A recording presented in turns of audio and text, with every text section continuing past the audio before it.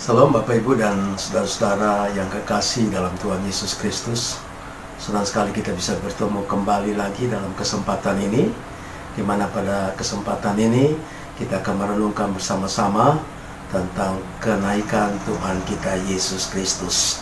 Kita bersyukur karena kita memiliki Tuhan yang pernah datang ke dalam dunia dalam rangka menebus dosa-dosa seluruh umat manusia. Dan setelah selesai misi agung itu selesai, Tuhan yang kita sebut di dalam nama Tuhan Yesus Kristus itu menampakkan diri kepada murid-muridnya, dan kemudian dia naik ke surga. Ini berita yang sangat baik sekali dan perlu kita imani, karena Tuhan kita Yesus Kristus ada di surga. Dia ada di surga dan dia menerima semua bakti, puji, sembah kita kepada Dia yang ada di surga. Karena itu saudara-saudara, kita mengetahui bahwa kenaikan Tuhan Yesus itu tercatat di dalam Alkitab ini. Tercatat di dalam Injil Lukas. Itu Lukas pasal 24 ayat 50 sampai ayat yang ke-53. Kemudian dilanjutkan di dalam tulisan Lukas yang kedua di dalam Kisah Para Rasul.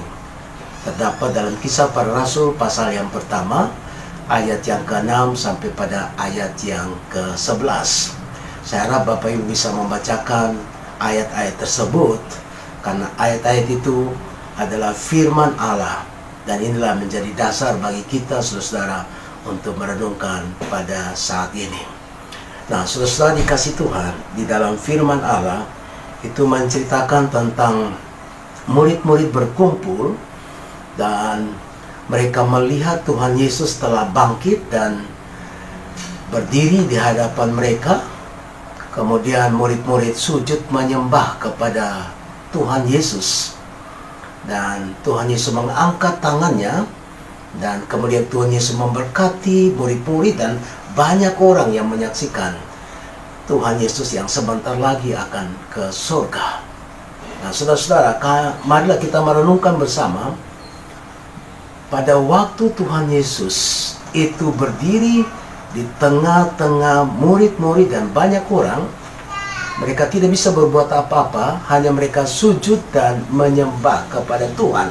Mereka melihat Tuhan Yesus dan mereka menyembah. Mereka bisa melihat dengan mata mereka sendiri bahwa di depan mereka ada Tuhan Yesus. Ini satu hal yang sangat indah. Ini satu kesempatan yang sangat berharga untuk orang banyak dan murid-murid pada waktu itu. Tapi kita juga jangan khawatir saudara, satu waktu pun kalau Bapak Ibu setia percaya kepada Tuhan Yesus sampai akhir hidup Bapak Ibu, maka Bapak Ibu juga akan melihat dengan mata dan melihat Yesus Kristus sama seperti pada waktu Tuhan Yesus naik ke surga. Nah, saudara-saudara dikasih Tuhan, dan kemudian Tuhan Yesus mengangkat tangan dan memberkati orang-orang banyak dan juga murid-murid yang ada pada waktu itu. Satu hal yang terpenting sebelum Tuhan Yesus naik ke surga, yaitu Dia memberkati umatnya. Saya percaya juga saudara-saudara dikasih Tuhan bahwa Tuhan Yesus memberkati kita. Pada waktu Dia akan meninggalkan dunia, Dia mengarahkan tangan dan memberkati kita. Yang memberkati kita adalah Tuhan yang akan naik ke surga. Dan sekarang Dia ada di surga. Dia memberkati kita dengan berkat-berkat yang berasal dari tangannya sendiri. Karena itu saudara, kalau kita diberkati oleh Tuhan, artinya berkat yang diberi oleh Tuhan itu berasal daripada Tuhan. Berkat yang diberi oleh Tuhan adalah berkat yang sangat besar, dan kita bisa menerima berkat itu dengan iman. Nah, saudara-saudara dikasih Tuhan, kita juga tahu bahwa kita diberkati oleh Tuhan dari dua aspek, itu berkat jasmani dan juga berkat rohani. Kita bisa dapat makan dan minum, dan alam semesta yang penuh kekayaan kita bisa mengolah dengan baik, dan kita bisa menikmati semua kekayaan-kekayaan yang ada di muka bumi ini. Dan juga selagi kita masih di muka bumi ini, saudara-saudara dikasih Tuhan, kita pun juga masih diberi kesempatan untuk menerima damai sejahtera, sukacita, kebahagiaan, hal-hal yang membuat kita mendapatkan ketenangan, kedamaian, dan mujizat-mujizat Tuhan, dan kita juga bisa melihat dengan iman, merasakan iman kehadiran Tuhan di dalam kehidupan kita yang begitu banyak aneka ragam masalah-masalah yang terjadi di muka bumi ini. Saudara-saudara dikasih Tuhan, Yesus Kristus memberkati saudara. Dia naik ke surga dan dia memberkati. Berkat itu tidak pernah dia lepas atau dia ambil kembali, karena dia sudah memberkati dan kita menerima berkat dari Tuhan itu. Menerima dengan iman. Percayalah Bapak Ibu, sudah ada dalam anugerah Allah, dan Allah sudah memberkati Bapak Ibu yang dikasih Tuhan. Nah, apa yang dilakukan oleh murid-murid pada waktu mereka diberkati oleh Tuhan? Mereka sujud dan menyembah Tuhan, dan mereka pulang yang bersuka cita, dan kemudian mereka pergi ke bait Allah dan mereka memuliakan Allah. Saudara-saudara, berkat yang Tuhan beri kepada kita, berkat yang disampaikan oleh Tuhan pada waktu dia akan naik ke surga, menimbulkan murid-murid dan orang-orang banyak, termasuk kita adalah umat Allah, yaitu kita pasti akan sujud menyembah, mengagungkan Dia, membesarkan Dia, karena kita menghargai, mengagungkan Tuhan kita yang hidup itu. Dan kita akan berada di bait Allah, memuji, menyembah Tuhan, tempat di mana kita bisa merasakan kehadiran Tuhan dan menjaga hidup kita supaya hidup kita tetap berhubungan dengan Tuhan. Kita menemukan damai sejahtera dan sukacita di dalam persekutuan ilahi, di dalam ibadah-ibadah kita. Karena itu sudah dikasih Tuhan, dalam persekutuan ilahi Allah juga ada bersama-sama dengan kita, dan kita bisa menemukan damai sejahtera, sukacita, dan lain-lain.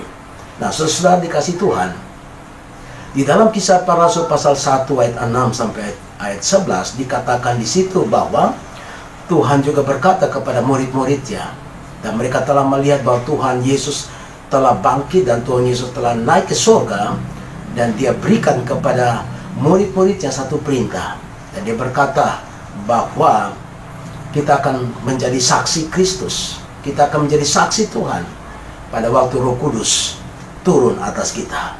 Tuhan akan memberi kuasa kepada kita pada waktu Roh Kudus turun kepada kita, dan kita akan menjadi saksi.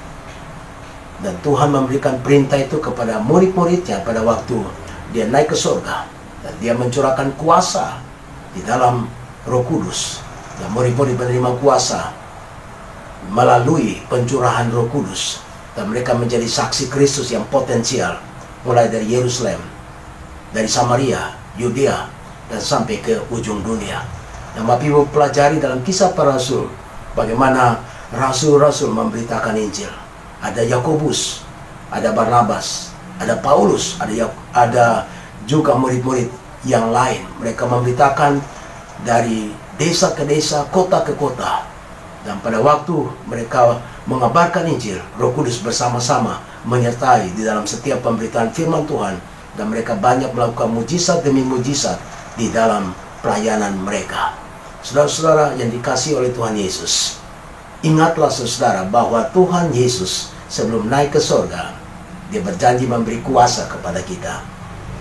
Kuasa itu diberikan kepada kita supaya kita menjadi saksi Kristus, untuk memberitakan Injil Yesus Kristus, untuk memberitakan kabar baik, kabar keselamatan kepada semua orang. Dan murid-murid melihat kata-kata itu, murid-murid mendengar kata-kata itu, dan melihat Yesus pada waktu Yesus menyampaikan akan perintah yang agung dan yang mulia itu. Dan kemudian awan datang dan menutupi. Yesus naik, dan Yesus naik ke surga. Saudara yang dikasihi oleh Tuhan, dan mereka terpakau, dan mereka melihat Yesus naik ke surga, dan sangat mengherankan, dan mereka sangat takjub, dan melihat Yesus perlahan-lahan naik ke surga, naik meninggalkan mereka. Itu satu pemandangan yang indah. Tiba-tiba dua orang malaikat datang memberitahukan kepada murid-muridnya, "Hei orang Galilea, mengapa kamu memandang ke atas, melihat fenomena itu? Jangan terus terpaku di sini. Tapi Yesus Kristus yang naik ke surga yang kamu lihat, dia akan datang kembali, dan kamu akan melihat." Saudara dikasih Tuhan, malaikat-malaikat memberitahukan kepada orang-orang yang melihat Yesus naik ke surga, memberi tahukan secara jelas bahwa Yesus Kristus akan datang kembali. Yesus Kristus akan datang kembali. Sebagaimana mereka lihat Yesus Kristus naik ke surga, demikian juga satu hari kelak Yesus Kristus akan datang kembali. Saudara, ingatkah saudara-saudara tentang perumpamaan 10 gadis yang bijak dan juga yang bodoh? Mereka menantikan mempelai laki-laki dan mereka menyiapkan pelita, mereka menyiapkan cadangan minyak dan menunggu mempelai laki-laki itu datang. Tetapi menunggu terlalu lama dan kemudian mereka lelah dan tertidur. Tetapi tiba-tiba mempelai laki-laki datang pada waktu tengah malam, dan 5 gadis yang bodoh ini, mereka kehabisan minyak, dan mereka minta kepada 5 gadis yang bijaksana ini. Tetapi 5 gadis yang bijaksana berkata, mereka mempersiapkan minyak untuk mereka sendiri. Pergilah beli. Dan 5 gadis yang bodoh ini, mereka pergi mencari minyak. Dan apa yang terjadi pada waktu mereka pergi? Pada waktu mereka pergi, datanglah mempelai laki-laki itu. Dan kemudian 5 gadis yang bijaksana ini menerima mempelai laki-laki dan masuk dalam perjamuan. Dan kemudian pintu ditutup. Dan datanglah gadis-gadis yang bodoh meminta pintu dibuka. Tetapi kesempatan tidak ada lagi. Pintu sudah tertutup. Saudara, kita berada di dalam era periode Yesus Kristus naik ke surga, dan ada waktu di antaranya menuju kepada waktu kedatangan Tuhan Yesus. Tuhan Yesus sudah naik ke surga, dan kita mendapat kesempatan untuk bisa menikmati hidup kita ini. Dan baiklah kita memandang dalam kehidupan kita yang ada sekarang ini, kita sungguh menyadari bahwa sebenarnya kita sama seperti 10 gadis-gadis yang bijaksana dan gadis-gadis yang bodoh, yang sedang menantikan kedatangan mempelai laki-laki. Dia akan datang. Dia akan datang segera. Dan kita perlu mempersiapkan diri sebaik-baik mungkin, karena dia akan datang dengan tiba-tiba. Waktunya kita tidak tahu, tetapi waktu itu pasti, dan dia akan datang. Dia akan datang ke dalam dunia ini. Dan bagi kita yang siap sedia, di dalam setiap kesempatan, pada waktu dia datang, kita bisa menerima, dan Yesus Kristus sebagai mempelai laki-laki akan menyambut kita.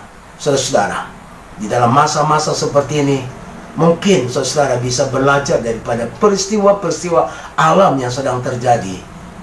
Pada hari-hari ini, kita berada dalam situasi di mana ada virus corona, dan orang-orang yang pandai, orang-orang yang mencari tahu berasal dari mana virus ini, dan sudah banyak orang-orang pandai yang menemukan tentang pengobatan daripada berbagai macam penyakit-penyakit yang terjadi di muka bumi ini.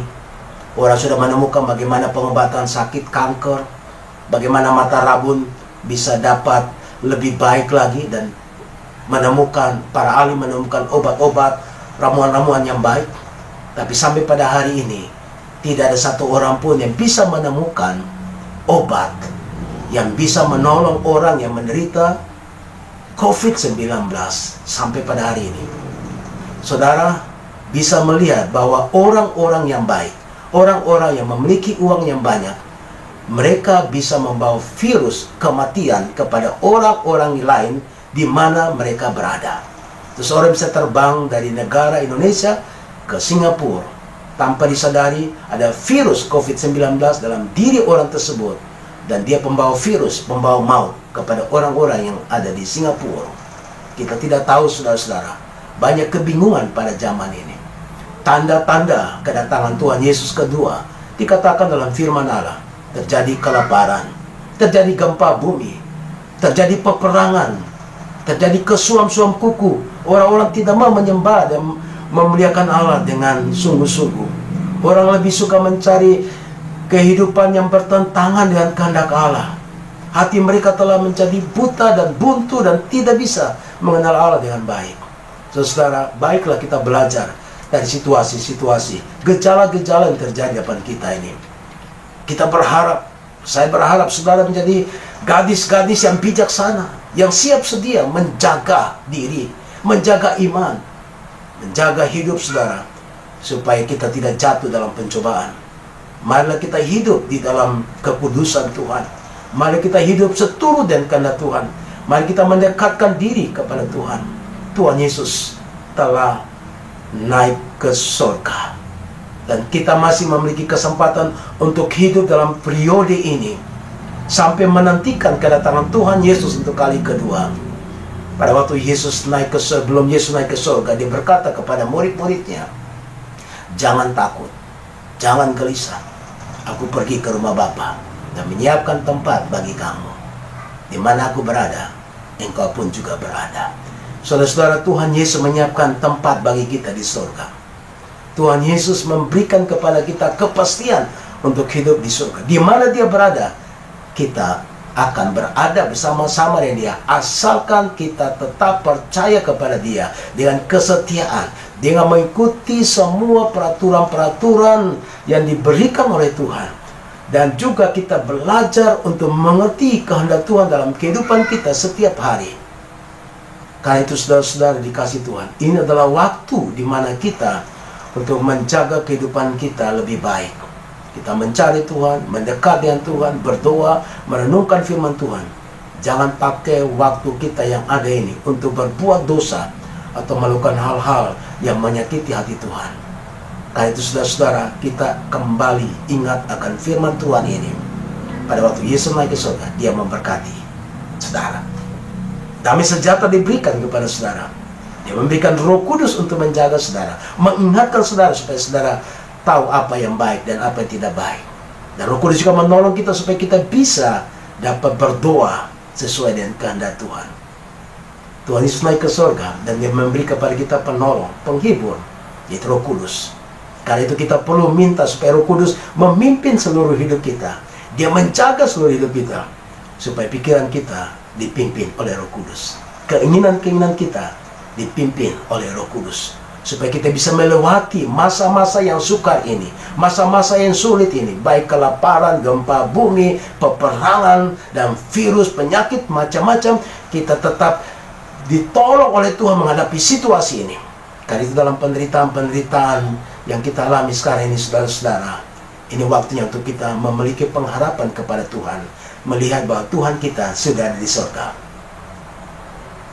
Walaupun kita mengalami banyak penderitaan nanti, kalau itu terjadi, mata iman saudara memandang bahwa Yesus ada di surga dan dia memberikan kepada kita tempat di surga. Segala sesuatu yang memerontokkan iman kita untuk kita bergeser daripada janji-janji Tuhan dalam firman Allah, untuk kita bergeser untuk tidak mentaati firman Allah yang sudah diberikan kepada kita dalam Alkitab, kita perlu minta supaya Roh Kudus menolong menjaga kita, supaya kita tidak jatuh di dalam dosa, supaya kita tidak terhanyut oleh kehidupan duniawi ini, supaya kita tetap dijaga oleh Tuhan. Saya berdoa dan berharap saudara kasih Tuhan, melalui kenaikan Tuhan Yesus Kristus yang kita peringati, seluruh umat Kristiani di muka bumi ini, kita tahu bahwa Tuhan Yesus memberkati kita. Dia sungguh-sungguh memberkati. Dan murid-murid yang menerima berkat daripada Tuhan, mereka sujud menyembah, mereka mengagungkan Yesus Kristus. Mereka tahu bahwa dia adalah Tuhan yang perlu ditinggikan dan diagungkan. Dan mereka bersuka cita. Mereka pergi ke bait Allah dan mereka memuliakan nama Allah. Orang banyak melakukan hal seperti itu. Dan apa juga yang dilakukan oleh murid-murid pada waktu mereka selesai menyaksikan Tuhan Yesus naik ke surga. Mereka kembali ke Yerusalem dan kemudian mereka naik ke atas rumah. Dan mereka berada dalam persekutuan dalam rumah itu. Mereka tekun di dalam doa, seperti yang disaksikan di dalam Kisah Para Rasul pasal yang 1. Murid-murid termasuk Petrus dan perempuan-perempuan mengikuti Yesus, mereka bertekun di dalam doa. Biarlah saudara, dalam menantikan kedatangan Tuhan kita Yesus Kristus, kita pun juga mengambil sikap sama seperti murid-murid, yaitu memuliakan Tuhan Yesus, sujud menyembah Tuhan Yesus, dan berdoa dengan tekun. Selamat merayakan hari kenaikan Tuhan kita Yesus Kristus. Salam. Tuhan Yesus memberkati kita sekalian.